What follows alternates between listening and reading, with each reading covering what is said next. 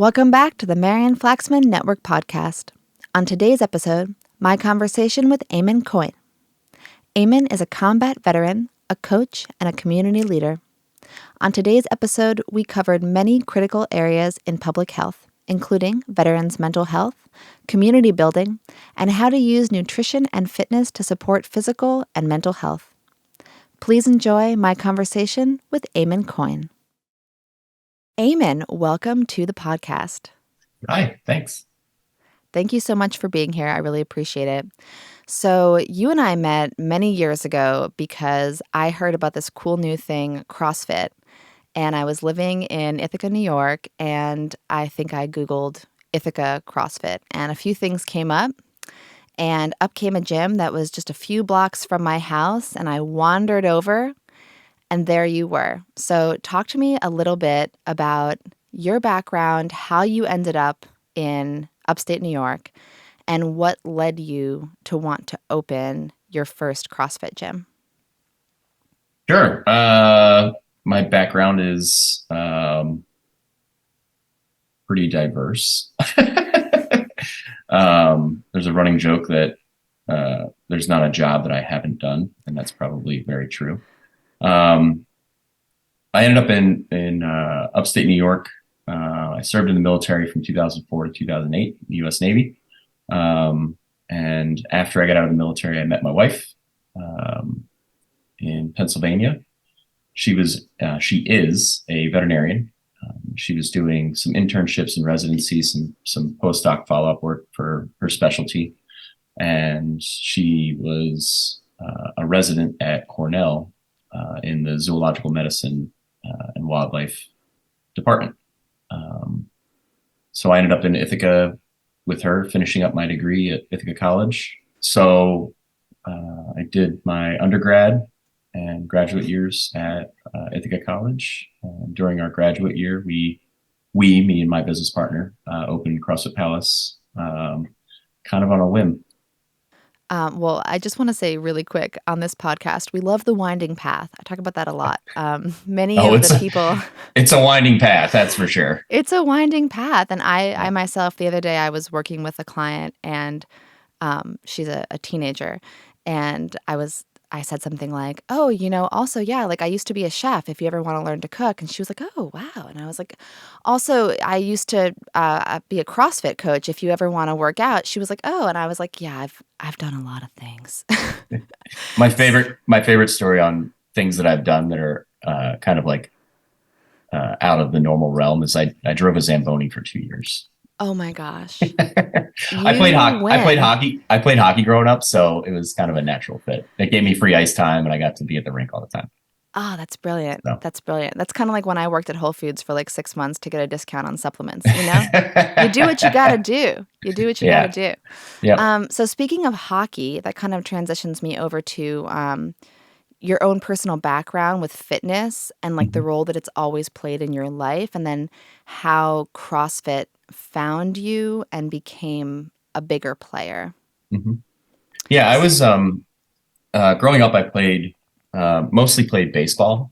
There was a big contingent of there was a very well attended league in my hometown, and I played baseball for probably 8 years until What position? I was all over the place. I played. I was mostly infield. I was a catcher for a while. I was a pitcher, and then usually second base or third base. So nice. Yeah. And then when I was in 7th grade, the local high school was starting a JV hockey team that they were opening up to the middle schools in the area. And I ended up playing my first year of hockey when I was about 13, 14.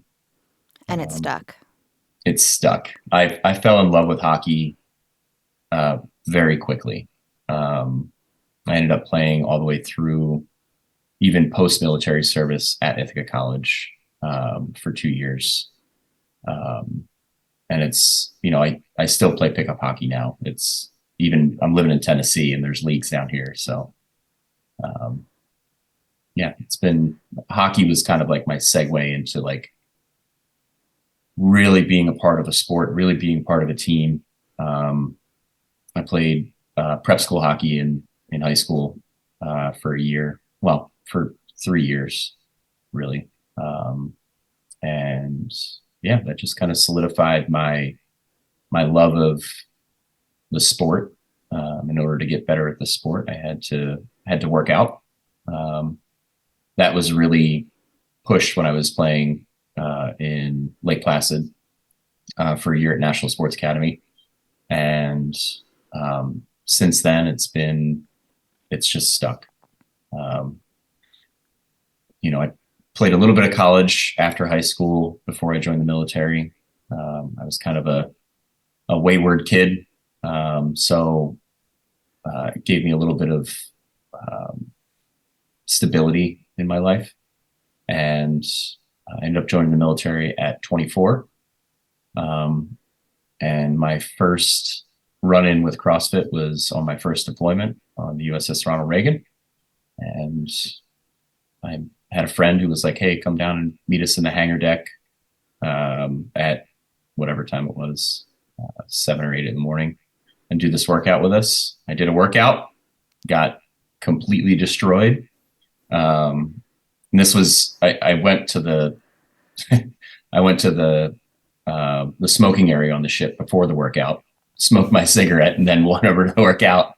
That's And exactly what I do before CrossFit workouts yeah, too. yeah, yeah. I Always had get no a idea quick what I was. cigarette in. Yeah, it's like yeah, I had no idea what I was getting into, and that was it. That changed my whole trajectory of life, really. Wow. So Wow. Okay. I have like four different things I want to ask you after that. But I'm going to start with, can you talk to me a little bit about returning to academia as an adult and after military service and how that changed your experience of being in school, yeah, and sort of just changed how you did school in general? yeah. So before I joined the military, I had finished up my associate's degree, so I had some credits under my belt. Um, and while I was in the military and deployed, I would take classes because they were offered by different universities at no cost, which was great. So I was knocking credits out there. Um, but the online learning of when I was in the military, as compared to being in a classroom again, was a really hard adjustment for me. Um, I was deployed to Afghanistan in 2007, 2008. And very promptly after I got back from Afghanistan, I separated from the military. I returned from Afghanistan in September, and my separation date was in November. Um, so I was dealing with post-military. I was dealing with some combat trauma, and getting back into a classroom with people who were 7 years younger than me, 6 years younger than me, um, was difficult at first. Um, I started at Penn State University. Upon separation, I started in January, and I was not a great student. And it wasn't because I didn't want to be, it was because I was dealing with all this other stuff that was kind of loaded on, um, just as a result of getting out of the military and the experiences that I had when I was in the military. Um, I didn't really find my way until I got to Ithaca College, and I got on the hockey team there, and I started creating some pretty good friendships. One notably was Tim Paulson, who I own CrossFit Palace with in Ithaca. And he and I just clicked. And Tim is one of my best friends to this day. So we're still running the business together. We're still really, really close. So That's um, awesome. And he's like a veritable CrossFit celebrity right he now. I is a feel veritable CrossFit celebrity. it's very exciting. I think my own personal, just a brief aside, my own personal CrossFit experience has been like touched by so many cool things because I feel like it's totally possible to do CrossFit for many, many years and never like end up in a gym where like an athlete goes to the games and becomes very competitive. So I feel very lucky that my like little journey through CrossFit has involved so many heavy hitters like yourself and like Tim and a few of the other really cool people that I met like during my level 1 certification. Mhm. Yeah. It's special. Okay, so I also, as you know, went back to college as an adult. So I feel you on the being different in the classroom, but I want to hear a little bit more about, obviously you're returning from war and something very intense and something that demands your attention and hyper alert state, probably 24 hours a day. And what was it like going from that to trying to just go back to being a student, a person, an American, a civilian? Um, it was a hard left turn, is what we'll call it. Um, my combat experience was pretty intense. Um, and I remember when I came back to the United States after deployment, um, it was a surreal experience. It's like you had this vision of what life in this country was beforehand, and then you go and have this very intense year-long experience, and you come back and you're still the same a little bit as you were the year before, but life in the country has kind of moved forward. And that was a hard. I remember I was in the airport, literally on my way back from Afghanistan. They kept us in Kuwait for 2 weeks to kind of like decompress, and I'm flying through the Atlanta airport, headed back to my duties, or headed back home because I was going home for leave for a little bit before I went back to my duty station in Washington. And there was a guy who was on like a, remember those old Jawbones, the old Bluetooth, like the first Uh huh. Bluetooth. Yeah. He was on that, and he was like just talking into it, not holding a phone or anything like that. And I thought he was talking to me. And I was like, I'm sorry, what? And he's like pushing me away. He's like, Colby, Colby. And I'm like, okay. And then I figured out what was going on there. And that was like, whoa, like You're like an alien returning it, from Mars. things have moved forward. Yeah. Um, so, the return from combat, and it took me, I would say probably took me uh, about 4 years of getting through some pretty self-destructive behavior, um, to kind of like shake out of it and realize that um, the experience is a part of me, but it's not my identity.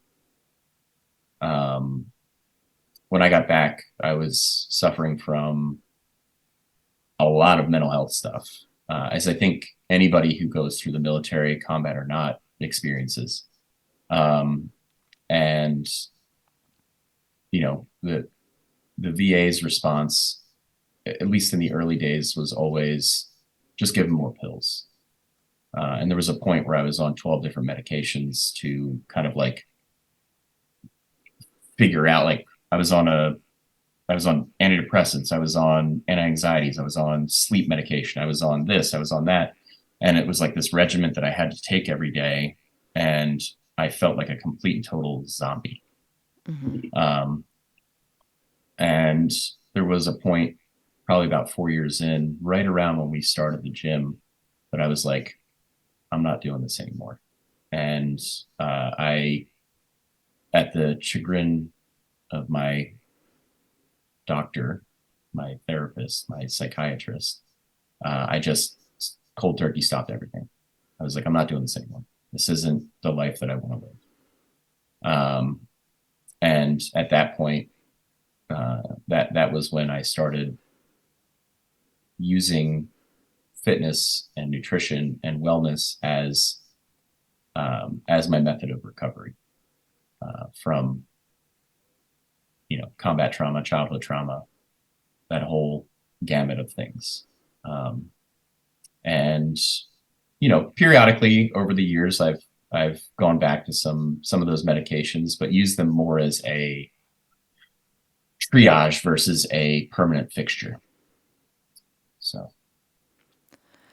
Well, that's amazing. And I do want to go into that a bit more. mhm. I think it's really incredible that you figured out how to not only get yourself off of all those medications, but also how to use fitness and nutrition as tools to support, stabilize your mental well being, your physical well being.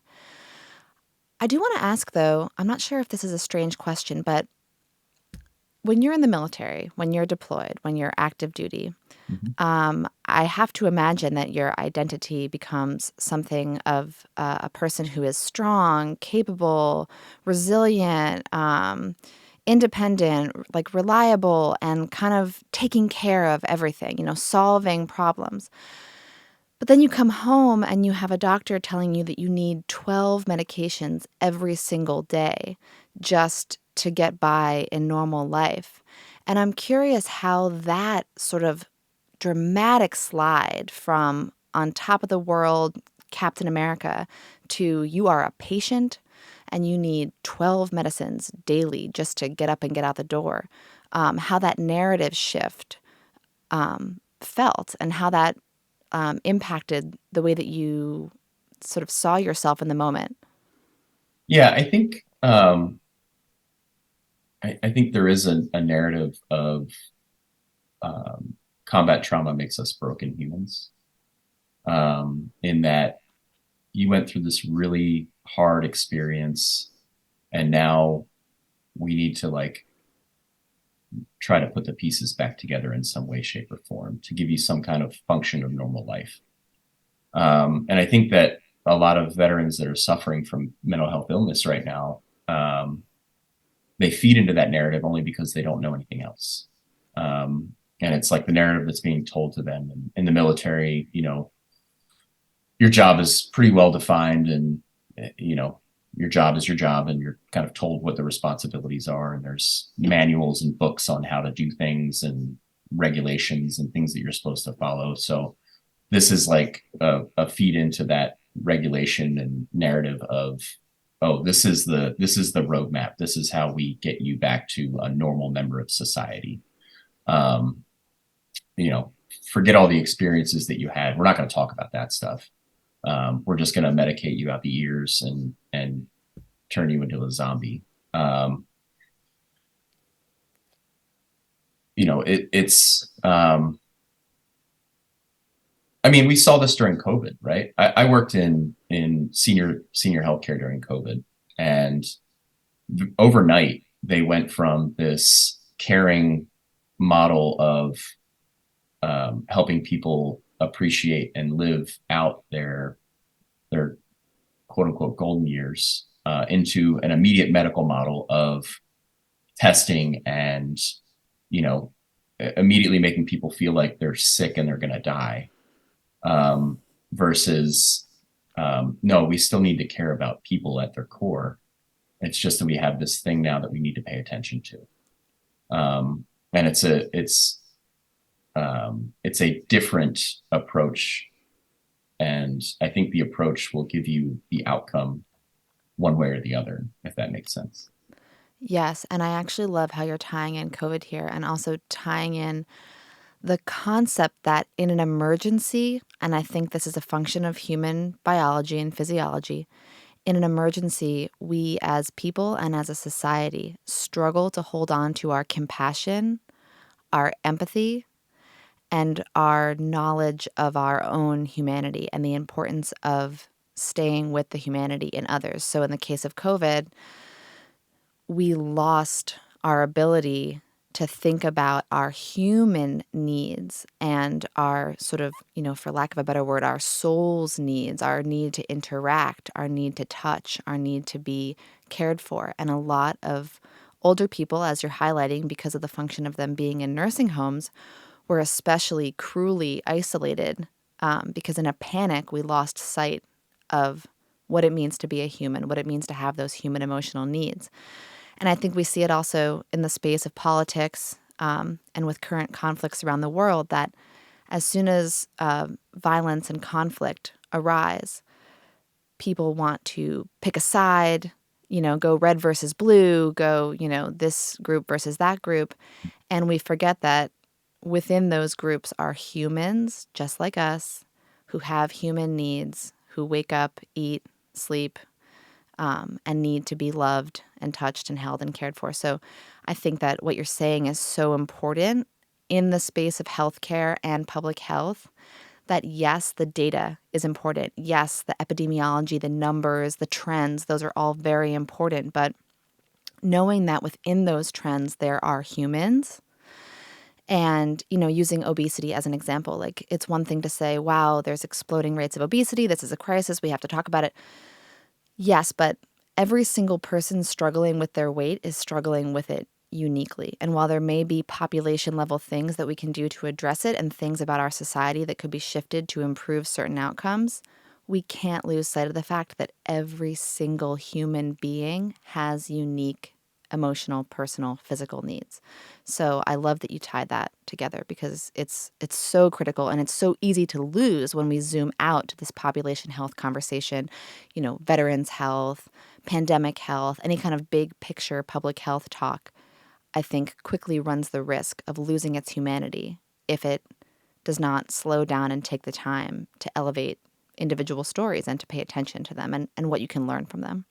Yeah, there's definitely, I mean, I noticed this in the wellness industry. There's definitely like trend lines and things that we need to pay attention to. But um, as I say to clients that I work with through Collective Health and Wellness, little plug there, um, Brief plug. brief plug. As I say to clients when I'm working with them, I'm not going to treat you like a robot. You're not a robot. Your needs, you know, the needs of somebody who's struggling with their weight or mental health um, differ in need, not kind, right? Like everybody needs that connection, that caring, um, that individual approach to whatever we're working on. I have a baseline model that I follow, and it basically revolves around four pillars.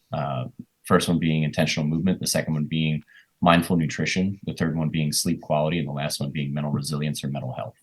I like using resilience instead of health because resilience puts the power back in people's hands Mm-hmm. versus mental health, which is what I was dealing with when I got out of the military, where it's like, take these 12 pills and you'll be better.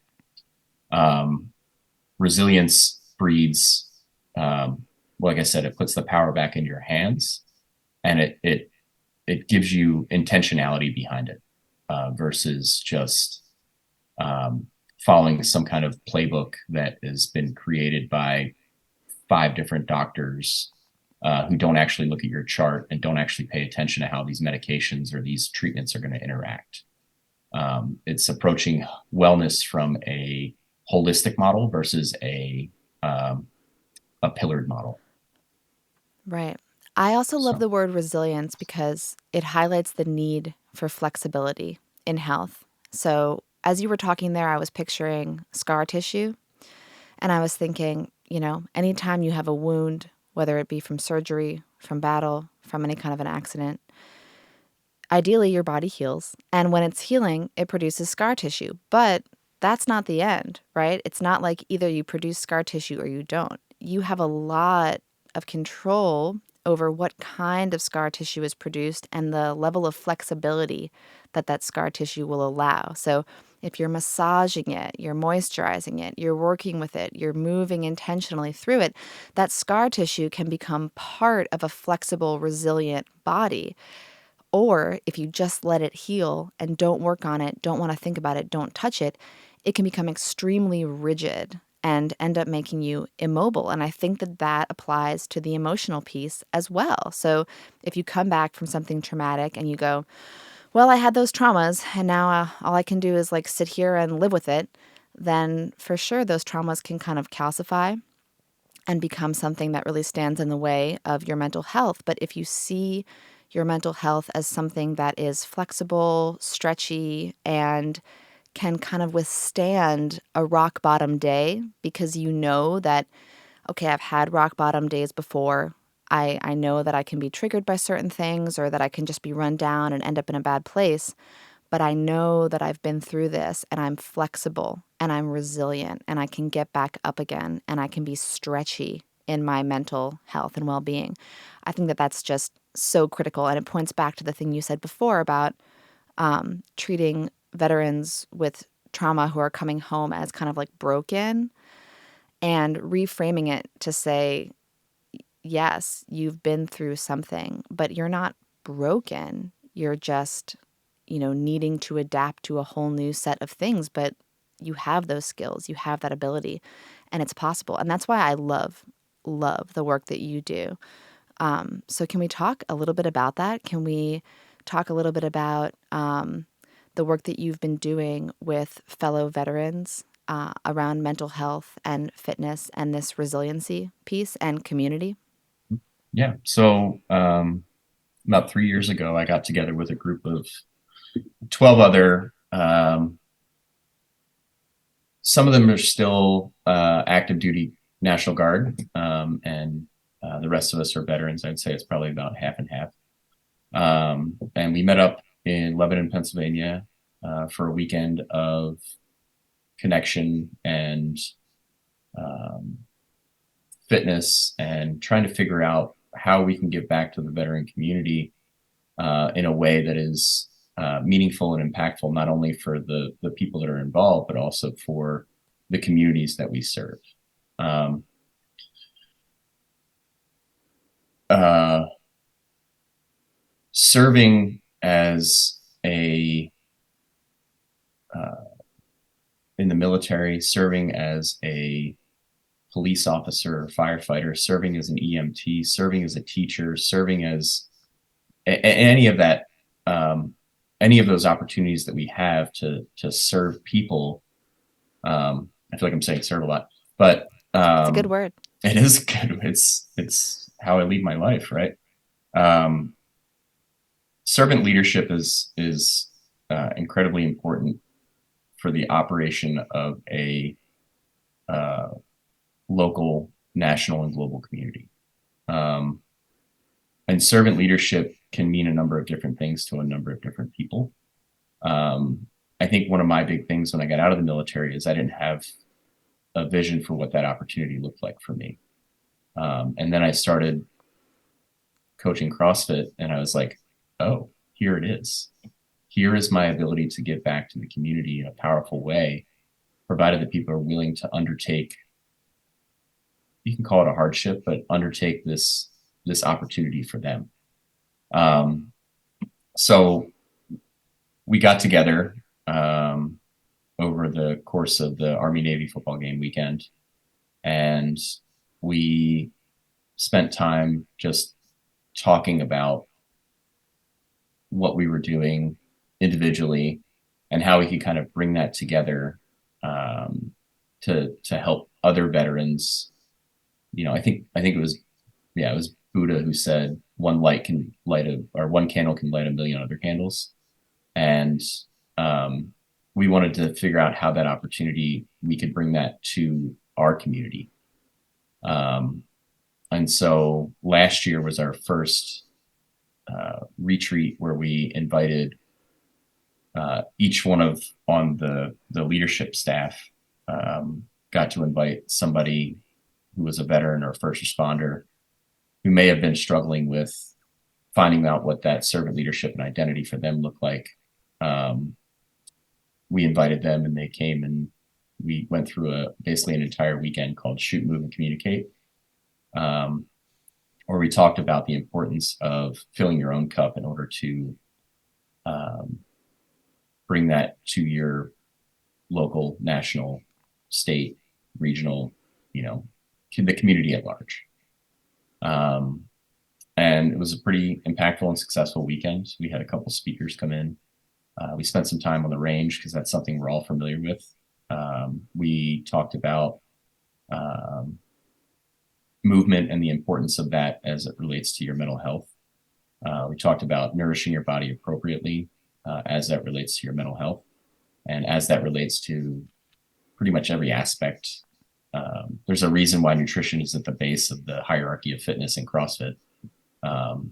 Because if you're not nourishing your body, appropriately, then you're probably going to be dealing with some other residual effects of that. Um, and we just had a really great opportunity to connect with each other. And, these are some of the guys that I consider to be some of my best friends. They're people that I call when I'm having a hardship or I have a success. They're people that I can lean into when I'm trying to like cultivate ideas and bring things to light. Um, and these guys are all doing the same things. They're going out and serving their communities now, um, in order to continue that servant leadership.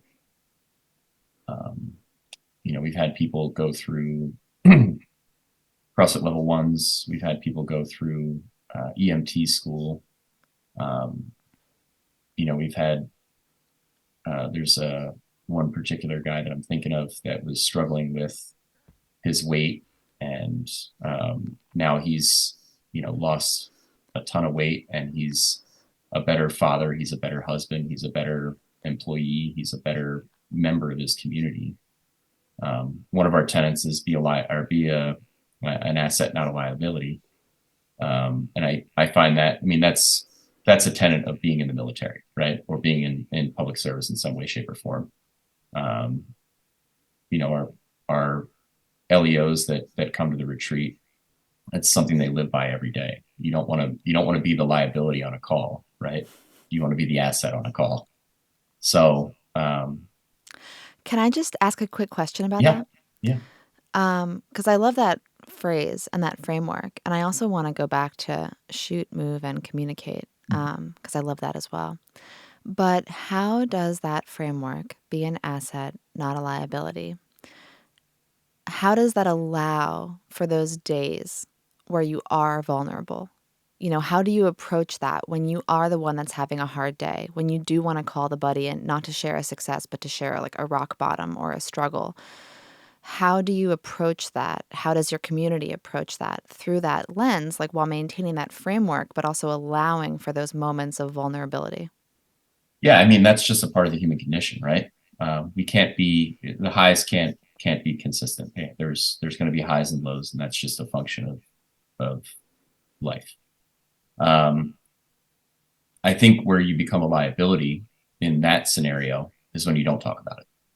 Is when Yes. you don't go to somebody and say, "Hey, I'm having a hard time right now, and I need some guidance. I'm not looking for you to solve my problems, but I'm looking for you to listen and help me kind of like walk through this." Yes. Um, I I'm experiencing some personal hardship right now. And, you know, the president of our organization, Steve Bart, he's one of the first people that I call. Um, and it's not that I can't call any of the other guys. It's just that I have a connection with Steve, and Steve doesn't provide any solution, and that's okay. He just gives me an ear, and sometimes he'll speak up and give his opinion on things. And um, I think having um, male or female, it doesn't matter. You need somebody like that in your life who's just gonna kind of shut up and listen, right? Yeah. And Steve does that for me. I mean, I have a number of people that I can lean into for that, but um, Steve is somebody that I call pretty often if if I've got a success story or if I'm going through a hardship. I want to highlight what you just said because I think it applies to so many communities on so many levels. This concept of when you are having a bad day, when you are run down, when you are at your wits' end, the way that you can be an asset in that moment is to talk about it and model the art of vulnerability, model talking about it instead of shutting down, withdrawing, detaching from your community. Because I'm thinking, as a parent, for example, I don't always have all the answers. I can't always say, I know exactly what's going on in the world and how to solve it, and the world's a safe place, and don't worry, like I can fix it all. But on those days where it is too big and too difficult for me to fix, I think the best way that I can show up for my kids is by admitting that it's hard for me so that they know that it's safe for things to be hard for them too. And so I'm hearing that that is important within your framework, that showing up anyway and admitting when it's hard is a critical part of that being an asset, because as you show up and admit that you're not having your best day, you're making it safe for others to do the same and allowing for that gray area where we don't have to be our best every day. That's not what it's about. We're not going to wake up glowing and singing about rainbows and sunshines every single day, but we can still show up.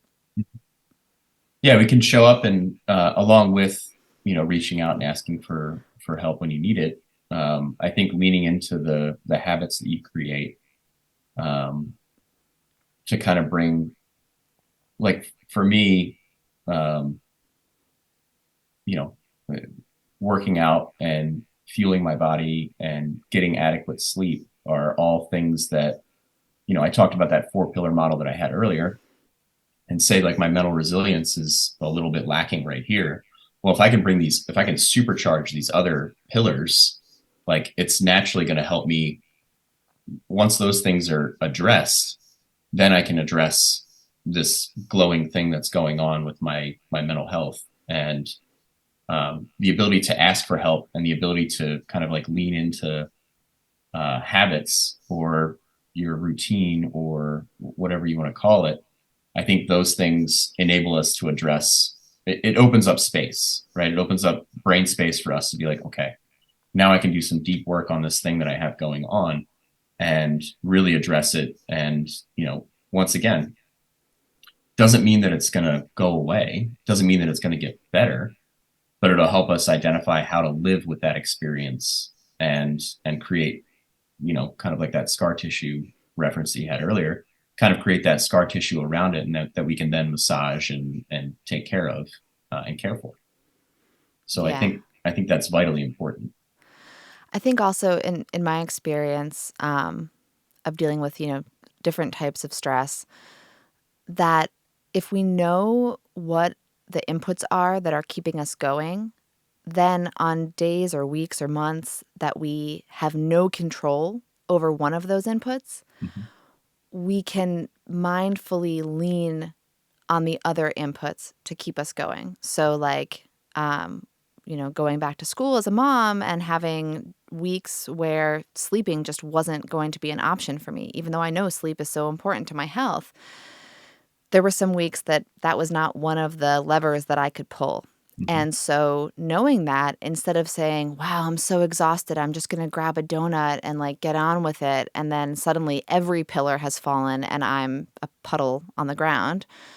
Knowing that on the weeks where I will not be able to pull the sleep lever, that it's all the more important that I go, okay, what am I doing for my movement? What am Mm-hmm. I doing for my nutrition? What am I doing for my mental health piece? Like, who am I talking to? How am I decompressing? Because once you know that those are the inputs, like those four pillars that you talked about, then when one of the pillars is like cracked or frankly completely fallen down, you can lean more heavily on the others. And I think that that is so important. And it kind of points me back to this conversation around community, because communities come in many shapes and sizes. You and I have talked about this offline. You can kind of zoom in to your community, which is maybe like your family, your closest friends, and then zoom out to a community, which, depending on how you define it, might be the entire globe, or at the very least, your country, or possibly, your state. So, thinking through all the different levels of community, I view you as kind of an expert in community health because you have worked within community type frameworks, sports teams, military groups, CrossFit gyms, CrossFit communities, and then this veterans community. So I would love to hear from you about the different pieces that are at play in community health, how to maintain the health of a community with resilience, and adaptability. And then maybe we can play on those ideas and talk about how they could be learned from and grown into our larger communities, state, national, global. Yeah, I think the primary tenet of any community that you're looking to be a part of or build is care. Um, and that's care for yourself, care for other people. I take a very stoic approach to this, in that if I'm not feeling that level of care, it's going to be hard for me to give it out. I developed patterns around that, that if I'm once again struggling or dealing with something, I can still pour out, right? Maybe not the most healthy thing from a mental resilience standpoint, but it is a part of my job, so I kind of have to fake it till I make it some days. Um, but I think fostering that community and caring for that community, and treating it like a little baby bird maybe every once in a while, to make sure that it has all the needs that are met.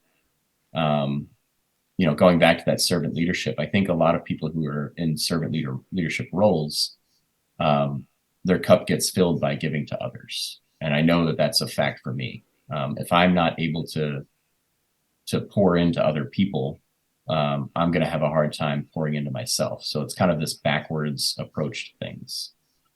During COVID, I stopped coaching a little bit. And it's been on and off since then, but recently I started back into where I'm on a regular coaching schedule, where I'm working with people and helping them achieve their goals and getting them to move, and gives me the opportunity to connect and talk with them. And it's like a breath of fresh air again. It's like everything has opened back up for me. And there's those lever pullers who are the people who are, constantly giving, and that's how they gathered their energy or emotional state. And then there's people who willingly and openly accept that. And I think that is another part of the community. But care and connection, I think, are the two most, it doesn't matter what level you're at. If you're at the, your neighborhood level, or if you're at the state level or national level or global level, I think those two things are vitally important. The issue that comes with that, though, is that then there's all these other players and factors that come into play that need to be considered as well. So, Absolutely. Okay, this is a little bit of a tangent, but it came up for me while you were talking. mhm.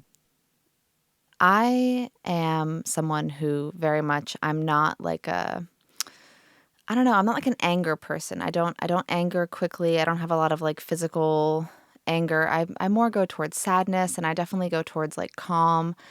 And I hope for peace. I think we all do. I think we all want peace and calm, although obviously we struggle to find that as humans. And I'm curious, through your various experiences, including being deployed to Afghanistan and working with veteran communities at home, and being a veteran, and even having your own personal ups and downs of, emotional struggles. Where do you think peace starts? How can we all be working towards peace? I know, a small softball Mm. question, just a quick aside, toss it in there. Like, where can we start with peace? Because right now I'm just seeing a lot of anger in the world, obviously, and it's fed to us, and it's perpetuated by the social media cycles. But I keep thinking, like, if we can't even be peaceful with our friends who we disagree with on a topic, how can we have hope for world peace? So I'm curious about your perspective on that, and if you have thoughts on, like, where does peace begin? The quick answer to that is, that peace begins with the individual, and being at peace with your experiences, your decisions, your life. We have one opportunity here, right? I mean, unless you believe in reincarnation, which then we have, whatever, Endless and opportunities. endless opportunities to come back as a ladybug or whatever. But I think peace is I think peace needs to be defined, right? And how do we define peace? And what does that mean? Because once again, we're not robots. So peace is going to be defined, how many people are on the planet? It's going to be defined that many times, right? Right. It's going to mean something different for everybody. Yeah. And depending on where they are in their life, is it an external piece or is it an internal piece? right? But I think that the word peace um, is an internal. It's almost an internal conflict, right? Of how how do we define our own personal inner peace? Um, and I think that comes from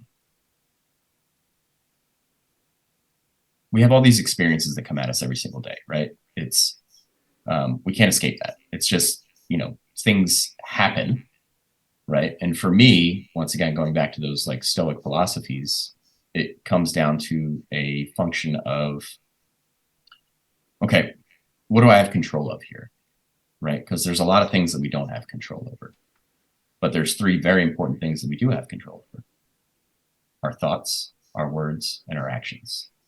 And I think, in my mind, those, as long as we have control over those three things and an understanding of how a situation would come at us and how we respond to that situation through those three things, is how we're going to define our own inner peace. And once we've defined our own inner peace, then it becomes okay, well, how can one, do I have the capacity to bring that out to the world and share that with people? And if I don't, then it's just a continual cycle of me working on establishing what my inner peace looks like. But if I do, it's not, I'm not, personally, I'm not going to solve the world's issues, right? I'm going to play a small role in the things that I have control over and the things that I'm considered to be an expert in, which is also questionable at times. But as long as I have control over my sphere of influence in that, I know that I can lead that meaningful life of what my legacy is going to be, right? And everybody has a legacy, and legacy to me is, providing opportunity for future generations to potentially solve those quote unquote peace problems. Right? I'm not going to head over to the conflicts that are going on in the world right now with the a weight rack and some good food and think I'm going to solve the problems that are going on over there, right? I mean, it couldn't hurt. I mean, maybe that's why they're angry. They don't have access There's to not good enough squatting a happening in the good Middle East right a now. good gym, yeah. So So pivoting from that, and it's all connected. We're bouncing around a little bit, but it really is all connected. And um, something that I said from episode 1 of this is, no skinny experts, right? By which I mean, I think that to be an expert in a field, you have to have personal buy-in, personal skin in the game, the lived experience piece to really know what someone else working on that, struggling with it, or needing change in that area is dealing with. So for myself, that's, health, nutrition, obesity, chronic illness. I have a lot of skin in the game there. And that informs the way that I do the work that I do in the world. And so for you, you've got a lot of skin in the game on this topic of, mental health and overcoming challenges using fitness and nutrition and community building. So I really do think, you joked like your expertise is questionable on days, but that is part of the expertise by my definition, is having those days where you have to tap into your own tools, right? Like I have days where I'm like, Marian, like, you got to eat a piece of salmon right now. That's going to solve this. Even if like what my brain is saying is like, whatever, like grab a latte. So it's meaningful to realize that being an expert does not mean being perfect or necessarily like robotic modeling the perfect behavior. It's like knowing that the tools you have benefit you as well, and building out from there, both with peace and with other forms of improvement for the world. So I wanted to point back to the framework for your veterans group of move, shoot, and communicate.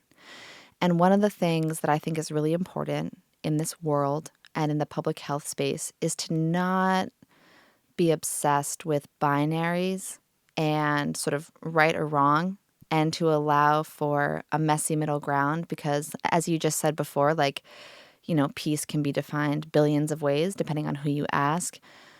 So can health, so can enjoyment of life, and so can personal responsibility. So when we try to make an issue black and white, I think we always fail. Like, that's where we failed right away, is by trying to make an issue black and white, or red and blue. Choose your color scheme. So I want to talk to you a little bit about guns, the shoot piece in the move, shoot, and communicate. I think it's important that shoot is supported by moving and communicating. So I want to talk a bit more about that. But in general, let's talk a little bit about being a responsible gun owner, maybe especially as a veteran who has weapons training, and your thoughts on kind of a more nuanced gray area, messy middle ground conversation around guns as opposed to the kind of typical black and white, yes or no, public health debate that's going on. Um, my relationship with firearms is it's a tool. It's a um, obviously it's a tool of violence or protection, depending on how you look at it. Um, the black and white approach or red and blue approach, I think, is probably the more reasonable statement there of you know take all the guns away or you're not taking my guns, right? Like there is a lot more nuance there. I'm a proponent for responsible firearms ownership. Um, you know, I I do want the ability to protect myself and my family, considering where we are in the world or where the world is right now. Um, and I think just like with fitness training, um, there is a personal responsibility to that. And it's not saying that everybody should have guns or everybody should not have guns. It's saying if you decide to have a gun, that you need to have the appropriate training as it goes along with that. And the appropriate training, to me, um, it looks like getting a driver's license, right? And we talked about this yesterday on the pre-show. Um, you know, there's some teenagers that shouldn't have driver's licenses, and there's some older folks that also should not have driver's licenses, right? And there's a testing process that needs to happen. I think that even the driver's license test needs to be changed. I think every 5 years, when you have to renew your license or whatever the cadence of that is, I think you should have to take a short written and driving test in order to pass it, in order to have the right to drive. Um, I think responsible firearm ownership is the same way. I think in order for us to have appropriate regulation on gun ownership, there should be a testing process. There should be some classes that need to be you need to take in order to get that initial license, and then it needs to have a system of checks and balances throughout the course of however long you own those firearms, in order to make sure that you still have the responsibility and right to have them. Um, that's not a pro or anti Second Amendment conversation. That is a reasonable and not reasonable conversation. Um, yeah, I mean that's kind of my bend on firearms ownership. I enjoy Yeah. shooting. I went shooting yesterday, and it's you know um, the only people that want to do harm are going to do harm. And as a military veteran, as a responsible once again, questionable, but responsible member of society, um, I am trained. I am trained with firearms. And, I was talking to the guy I was shooting with yesterday, who's a police officer here in Knoxville, where I live. And, the conversation was around the only person who's going to stop a bad guy with a gun is a good guy with a gun. And um, I think there's a lot of that's a charged statement, right? In that some people will completely disagree with it, and if we ban all guns, they're going to go away, and it won't become a problem anymore. So there is nuance in there. It's not. I don't think it's as black and white as people, or red and blue as people make it.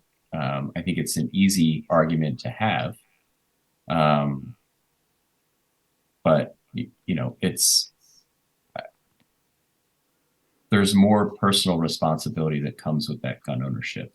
Just as there's more personal responsibility to have an attempt at avoiding chronic disease, or there's more of a personal responsibility to your family and, being a good parent. And what does that look like? And, because it's different for everybody. Um, the simple fact of the matter is that the, there are 330 million gun owners in the country, right? Most of them are legal. Many of them are not. Um, it's not as simple as setting a hard line in the sand and saying we're taking all the guns away, because that's not going to happen. Right. They tried that before, right? Right. And that didn't work out so well. Um, so I think it does come down to personal responsibility and legislation on a system of checks and balances to make sure that people that do have guns are still able and functional to have guns. It's funny because it makes me think of the beautiful stone engraved quote, "Freedom is not free." And of course, that line means one thing in the context of, our national freedom and military and loss of life and people giving everything and or a lot to maintain our national freedom. But when I think of it now, the context of this conversation and of identities and responsibilities, I think what it means to me, freedom is not free in this moment, is that sort of with great power comes great responsibility. Like if each of us wants a freedom or this identity, there is some buy-in that we have to contribute in order to make it work, not just for ourselves, but, spanning out for our families, for our communities, for our society. So if I want to be a gun owner, then it's not enough to just say, well, freedom is freedom. Like I should be free to own a gun no matter what. That's not really reasonable. How about if you want the freedom to own a gun, then you can, be registered and trained, and there can be checks and balances to do due diligence to make sure that you are a safe and effective gun owner. Same thing with being a parent. Like, you don't just get to call yourself, I mean, people do, but just saying I'm a parent, what does that mean? Like, yeah, anyone can like have a kid, but what does it really mean to be a parent? Like when I say that I'm a mom, I don't just mean that I have legal rights to 3 children or that even that I birthed 3 children, right? There's so much more that goes into that identity. So, like, freedom isn't free. Like, yeah, I was free to become a mom, but it cost me a lot. Day in, day out, I have to put in so much effort to earn that identity. And I think that maybe that personal responsibility and the earning of freedom piece is not talked about enough. Like that messy middle ground where if you want something, you might have to work for it, not just to get it, but to maintain it. The same is true in friendships, in marriages, in communities, right? To have the respect of your peers, of your community. It does take daily, weekly effort. It takes a contribution. It takes showing up. And so the freedom to belong to a supportive community is not free. It takes your personal effort and buy-in. So I just wanted to interject that I think that this conversation, which briefly was about guns, is really about everything meaningful, right? If you want to have something that holds power, that takes responsibility, then there's a level of effort that each one of us needs to contribute to earn that responsibility day in, day out, whether it's someone saying, "Mom, I love you," or someone saying, "Hey, you're someone that's allowed to own a gun because, we trust that you will handle it carefully and with responsibly." yeah, with the responsibility and care that's needed to handle that. I want to back up a little bit because you did touch on um, identity, and um, I think that's part of this conversation, part of the wellness conversation, part of the gun ownership conversation, part of the American conversation is we're at a point right now where once again there's millions of people in this country. Um, what is our national identity? I think for a very long time we knew what that was, right? And I think over the course of my lifetime, at least, that national identity has kind of lost its way a little bit. And what does it mean to be an American? And what does it mean to be a patriot versus being patriotic? Because they are two different things, as we talked about yesterday. Um, and people are going to have these visions of like a patriot of like George Washington with like the sleeves ripped off his shirt, and he's like muscular, and he's got like assault rifles, and he's like, "Screw the Ooh, British," right? But George it's Washington, oh, please. oh, oh. Whew. Is it But hot in here? but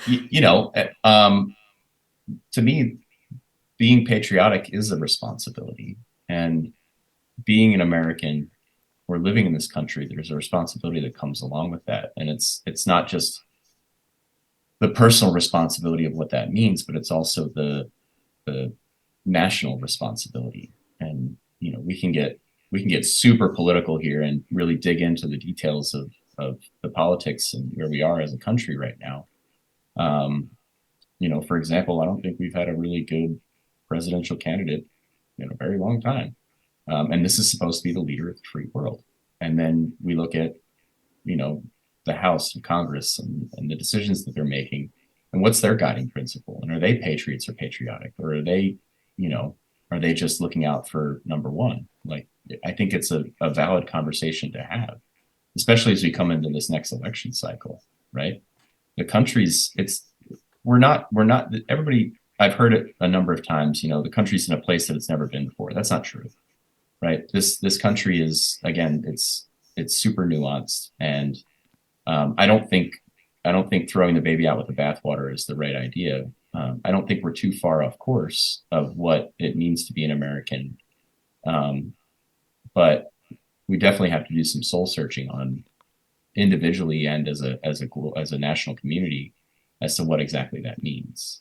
And I think it does come back once again to care, and to really care what it means to you individually to be a member of this world, or this country and this society and where we're living, and how you can influence those decisions. Um, I think it's a vitally important conversation. It's probably for another time because it's a lot more detailed than we probably have time for here. But And then during hour 5 of the Marian Flaxman Network. We're just getting started at hour 5. Whoo! Yeah. Crack those knuckles. Yeah. Let's go, folks. Yeah. Yeah, I mean, I definitely could spin out on this. I will say briefly, just to interject my own weird experience, I am a registered member of the Daughters of the American Revolution Mhm. because my 8th great grandfather was a Revolutionary War general. And I have documented evidence of my ancestors fleeing religious persecution in the 1600s and coming to the US. So this whole idea of like freedom to be your weird self and that being bound up with your identity as an American is very personal to me. And then, I mean, my background is so mixed. So all of my ancestors were weird and different and came to America for the chance to be weird and different. But my own experience of being an American was sort of just like non-existent. It was just, yeah, I was born here, so I guess I'm an American. It is what it is. And it's taken a lot of growing up and reading about history and paying attention to world events for me to have more of an appreciation of what it even means. Not just to be an American, but to be a citizen of this country, of my community, of the world. And then also pointing back to the thing you said about servant leadership. Like, in a weird way, my servant leadership began at 18 when I found out that I was pregnant, because 18-year-olds are pretty much living for themselves. And then the minute I learned that I was pregnant, suddenly my entire world changed. The way that I ate, the way that I thought, the way that I planned completely changed. And I've never been an adult and not had someone else to take care of. There's never been a year of my adult life that I got to choose, when I slept in. So, at a very basic level, like my whole life became about service.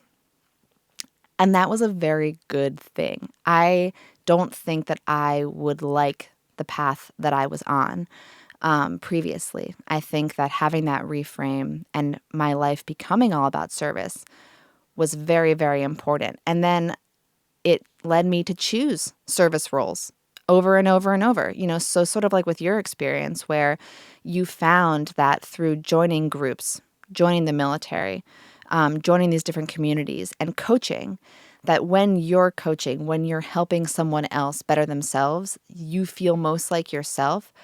I had that same experience too. So when I'm serving others, whether it's through running a restaurant and serving them food, or whether it's health coaching and helping them improve their health and wellness, or now through working in policy and doing consulting, like, and this podcast, right? Being able to elevate stories and share these stories of health and public health and wellness, it's all about how can I benefit my community and then the world. So I think that this like piece of national identity, personal identity. It's unique and it's messy and it's all connected. But I think that it kind of is important that every person ask themselves what it means to them. Because I think for a while, I just took for granted that it meant nothing to me. And I think that wasn't fair. Like, it should mean something. It could mean whatever you want it to mean, right? But I think it's important to think about what it means to you, because what being an American means to me is going to be very different than what it means to someone who, came here this year fleeing persecution, or, has lived here for 200 years or whatever it is. And it's going to mean something different to you and something different to a veteran who has put their life literally on the line for the concept of being an American. So I just think that whether or not being an American is a singular thing, and I don't think that it is or possibly could be, I do think it's important that people who are Americans ask themselves what it means to them and what they want it to mean, like what they want to model as being an American in this world. Yeah, I think there's a real uh, endemic going on in the world right now, and that people are simply existing. Um, they're going through life, they're checking the boxes that they should be checking. They go to college, they get a job, or they don't go to college. Once again, another conversation. The value of college, but On uh, on hour on 7. our yeah. Um, but like my personal ethos that I keep trying to like reaffirm to myself is that I want to die living, right? I don't want to die existing. I don't want to die checking boxes. I want to die in a way that is honorable and not like in a blaze of glory, right? But like I want to be able to look back at my years of life when I'm 120 or however old I get to be. Hopefully it's 120. Um, probably not. Probably not. My body's been a roller coaster, but and know that I lived. It's a life well lived, right? And I'm not gonna. I don't believe I'm gonna go down in the annals of history as somebody who has saved the country or whatever is, whatever radical statement people want to make. But I do want to leave an impact, right? And that's really important to me. I've got two young boys um, who I love more than anything in this world. Um, and I want them to have a childhood and a life and adventures and an existence that far exceeds anything I could have ever imagined for myself. Um, every time I talk about them, I get a little choked up. So, and that vision for them, um, so that's, to me, that would be dying living, is that I have given them everything to like my last measure. And I want to do that for other people. That is my goal in life, is to empower people to die living. I love that. And obviously, I can relate on the parenthood piece and just wanting to really give it all to the kids, the future, of this world, and an attempt to make it better, one cute little human animal at a time. Mm-hmm. So I have two questions that I really want to make sure that I ask Okay. before we wrap up. So I'm going to dive to them right now. When I was in graduate school, I did a project on veterans' health. And in doing my background research, the project was a policy development for using food as medicine for veterans' health. So the idea was to fund a pilot program through the VA where veterans with chronic illness would receive medically tailored meals for their specific chronic illness or two or three. Mm-hmm. And in fact, not by my doing, but coincidentally, there is now at least one pilot program happening with this. And I believe it is through the VA. So that's very exciting. But I say all of this to say that during my background research period, I learned that in the US, veterans have a higher rate of chronic illness, noticeably higher, than the general population, even when you control for things that would obviously raise chronic illness rates, like smoking, alcohol consumption, and even socioeconomic status. So even controlling for those factors that play a huge outstanding role in chronic disease risk, veterans still have a higher rate of chronic illness. So I would love to hear your thoughts on why that might be. And then also, the question really is, if you had a magic wand that you could wave around improving something in veterans' healthcare, how we take care as a society of our veterans, what would you use that magic wand to do? Um, I think the reason behind the higher occurrence of chronic illness within the veteran community does lead back to those four pillars and the lack of focus or understanding or control of those four pillars. Um, you know, the the metabolic process of what going to war or even being a non-combatant veteran, and that process of higher rates of cortisol, lower rates of testosterone in the men, lower um, it all leads into their ability to cope with the trials and tribulations of life, because once again, you only have so much capacity, right? And if you're constantly worried about what your mental health is doing or how you're going to feed your family or all of those things, like all the other stuff goes to the wayside, right? Like you're not going to focus on intentional movement. You're not going to, I'll sleep when I'm dead, like that whole philosophy. You're not going to have the capacity to address those needs, which we all know from Maslow is they're all very important things, right? But I would say they're the most important things. Um, And I think, once again, getting back to that servant leadership, um, I think through the servant leadership of being in veteran and LEO and first responder communities is that my job is to take care of others and not myself.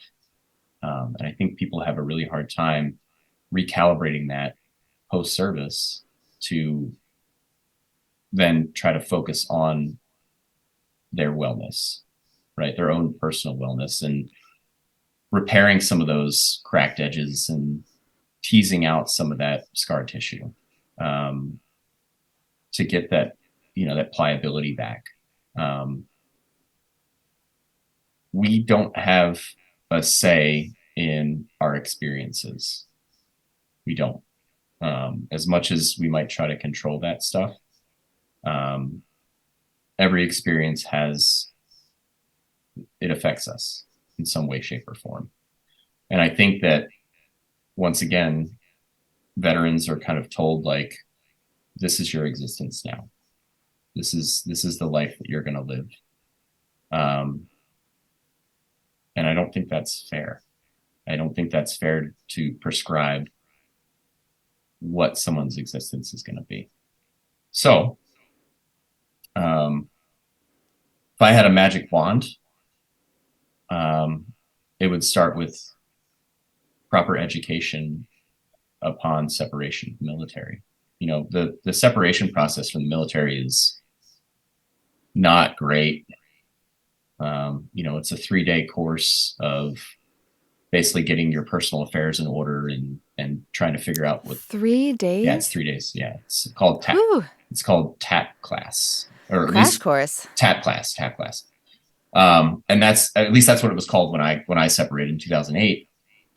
And like I went to the class and I was like, nope, this isn't it. This isn't it, guys. And I think it's called like transition assistance program or something like that. And it's basically like, hey, make sure that you've like how to write a resume and like how do you leverage your military experience for the job market, or hey, you're going to go to school. But it doesn't talk about um,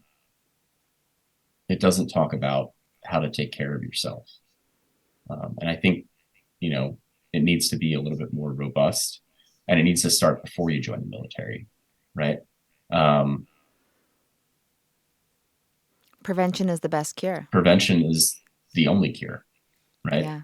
The like I was saying before about like medications, um, in the past 12 years since I've pulled myself out of that medication hole that I was in, I've been back on an antidepressant once, and it was for 3 months. And it was because I was experiencing some pretty rough hardship, and it was a triage. It wasn't a solution, right? And I think when it comes to mental health, I think people lean into medication as a solution and not as a opening up of availability of individual resources. It's like physical therapy, right? Physical therapy isn't a permanent solution for an injury. Physical therapy is a methodology in order to get over an injury, but then prevention and understanding and education on what that's supposed to solve is the solution, right? Um, so I think that the separation process is garbage. I mean, that's really the only way I can describe it. Yeah. And I think if we start educating people in the military about, or people who are separating from the military about the benefits of health and wellness, I think we'll solve a lot of these, over time, solve a lot of these problems that veterans are experiencing and going through. Granted, there's going to be people that, still go down that dark path, but if we have a network of other veterans who have the experience, we can support them a little bit better than we are right now. Absolutely. All right. So speaking of that, and my final question for you, Okay. you're doing so much amazing work in this world on a variety of levels in a variety of communities, but especially in the veteran community. So if people want to learn more about the work that you are doing, either because they themselves are a veteran or another, service professional, and are looking for that support, or because they want to support your work, where can they find you? Yeah. So for my for collective health and wellness, which is my um, personal business, I guess we'll call it. The easiest way to do that is to reach out to me on Instagram, and that's just Eamon.coin. We'll put a link in the Okay, show great. notes. Sounds great. Um, to reach out to Redefining Warrior Culture, which is the overarching organization of Shoot, Move, and Communicate. Shoot, Move, and Communicate is a retreat weekend. The organization is called Redefining Warrior Culture. And that Instagram handle is RDWC underscore actual on Instagram. I just got the first pass of our website today. And we're just tweaking some things on there and adding some more information. So that website should be out. Hopefully, it's definitely going to be before the retreat, which is in December. But hopefully, it's out in the next week or so. We just got to finish up some stuff. Awesome. Well, Yeah. hopefully we can get that link into the show notes as well. Yeah. Well, Eamon, I just want to thank you so much for coming and speaking with me today. As a friend, obviously, I've known you now for like 12 years. I appreciate your friendship. And I also just admire your service. So thank you for your service, both in the military, but also in the communities that you inhabit. And as a father, because I know, I'm raising girls and I'm a woman and it's a unique challenge, but I'm sure that raising boys in this world is its own unique challenge. So thank you for your service as a veteran, as a community leader, as a coach, and as a father. I truly and deeply appreciate it. Thank you. Thank you once again for listening to the Marian Flaxman Network podcast.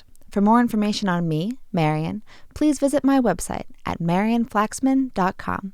For more information on today's guest, Eamon Coyne, or any of his organizations, please find the links in the show notes. This episode was sponsored by Informed Solutions Consulting and produced by Brain Trust Productions. Thank you once again for listening, and we'll see you next time.